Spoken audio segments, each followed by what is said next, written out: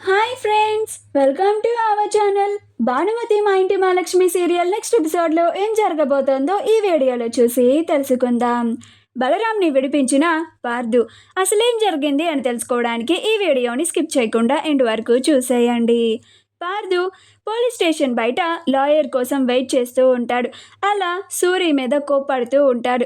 ఏంటి సూరి ఇది, ఆ లాయర్ ఎంతసేపు పడుతుంది రావడానికి? ఇప్పటికే చాలాసేపు అయింది, ఒకసారి మళ్ళీ ఫోన్ చేయి అని అంటాడు. అప్పుడు సూరి, ఇప్పుడే కాల్ చేశాను పార్థు, దారిలో ఉన్నాడంట అని అంటూ ఉంటాడు. కోటి స్వామివారి గుడికి వెళ్ళి చక్కగా బలరాం పేరు మీద అర్చన చేయించి మరీ వచ్చినట్లుగా బిల్డప్ ఇవ్వడానికి స్వామీజీ దగ్గర విభూతిని తీసుకొని వస్తూ దొంగెడుపు ఏడవడానికి మళ్ళీ ఎలాగైనా తన కూతురి భానుమతిని పార్థుకి ఇచ్చే పెళ్లి చేయాలని బలరాం దగ్గరికి వస్తూ ఉంటాడు.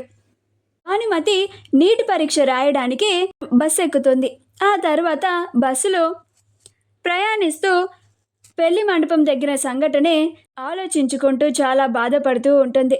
ఇదంతా తన వల్లే జరిగింది అని, తను ఇదంతా కేవలం తన పెళ్ళి ఆగిపోవడానికి మాత్రమే చేశాను అని, తాను చదువు కావాలని ఇలా చేశాను అని, కానీ ఇంత పెద్ద రాద్ధాంతం జరుగుతుందని కలలో కూడా ఊహించలేదు అని చాలా బాధపడుతూ ఉంటుంది. బస్సులో ఉన్న వాళ్ళంతా పెళ్లి కూతురు పెళ్లిపీటల మీద నుంచి ఇలా బస్సులో ప్రయాణిస్తుందేంటా అన్నట్టుగా చాలా ఆశ్చర్యంగా చూస్తూ ఉంటారు.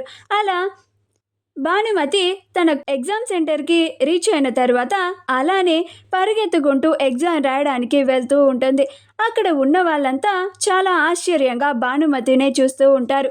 ఇదేంటి, ఈ అమ్మాయి పెళ్లి కూతురిలాగా రెడీ అయ్యి ఎగ్జామ్ రాయడానికి వచ్చింది అని అన్నట్లుగా ఆశ్చర్యంగా చూస్తూ ఉంటారు.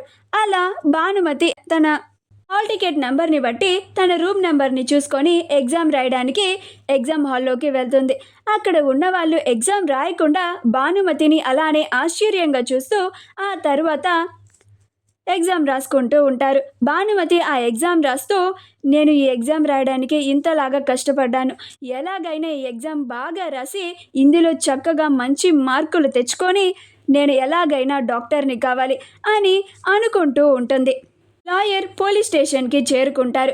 అలా పార్థు, లాయర్, దుర్గా, సూర్యులు పోలీస్ స్టేషన్ లోపలికి వెళ్ళి ఆ ఎస్ఐతో మాట్లాడి బలరాంని పోలీస్ స్టేషన్ నుంచి ఇంటికి తీసుకెళ్లాలని అనుకుంటూ ఉంటారు. అలా బలరాం పార్థుతో ఇలా మాట్లాడుతూ ఉంటాడు. అప్పుడు బలరాం, రే పార్థు, ఇంత జరగడానికి, నా పరువు ఇంత అధపాతాళానికి దిగజారిపోవడానికి కారణమైన ఆ అమ్మాయి ఎవరో తెలుసుకోవాలి పార్థు అని అంటాడు. అప్పుడు పార్థు, ఖచ్చితంగా ఇంత జరగడానికి కారణమైన ఆ అమ్మాయి ఎవరో తెలుసుకొని తీరుతాను నాన్న, మీరు కంగారు పడకండి, పదండి మనం మన ఇంటికి వెళ్దాం అని అంటూ ఉంటాడు. అలా బలరాం, పార్థు అందరూ ఇంటికి వెళ్ళడానికి పోలీస్ స్టేషన్లో నుంచి బయటికి వస్తూ ఉంటారు. అప్పుడు కోటి అక్కడికి వచ్చి, అయ్యా, మీరు క్షేమంగా ఉండాలని గుడికి వెళ్ళి మీ పేరు మీద అర్చన చేయించి మరీ ఈ విభూతిని తీసుకొచ్చానయ్యా అని బలరాం ముందు ఓవర్ యాక్షన్ చేస్తూ ఉంటాడు. తన కూతురికి అన్యాయం జరిగింది అని బలరాం ముందు మొరపెట్టుకోవడానికి దొంగెడుపు ఏడవడానికి ప్రయత్నిస్తూ ఉంటాడు. అప్పుడు బలరాం, కోటి, తర్వాత మాట్లాడుకుందాం, ఇప్పుడు నాకు చాలా చిరాకుగా ఉంది, నా మనసేం బాలేదు, తర్వాత నేను మా ఇంటికి పిలిపించి మరీ నీతో మాట్లాడతాను అని చెప్పి బలరాం కారులో వెళ్ళిపోతూ ఉంటాడు. కోటి, ఇదేంటి, అయ్యగారితో మాట్లాడి ఎలాగైనా మళ్ళీ నా కూతురి పెళ్ళిని పార్థు బాబుతో నిశ్చయించాలి అని అనుకుంటే ఈయనేంటి అసలు నాతో మాట్లాడట్లేదు, పోనీలే తర్వాత అయినా నన్ను పిలిపించి మరీ మాట్లాడతాను అని మాట ఇచ్చారు కదా, అప్పుడు వెళ్ళి అయ్యగారిని బుట్టలో వేసుకొని నా కూతురిని ఎలాగైనా అయ్యగారి ఇంటికి కోడల్ని చేసి తీరాల్సిందే, అప్పుడే కదా మహాలక్ష్మి తల్లి నన్ను వరిస్తుంది అని అనుకుంటూ ఉంటాడు.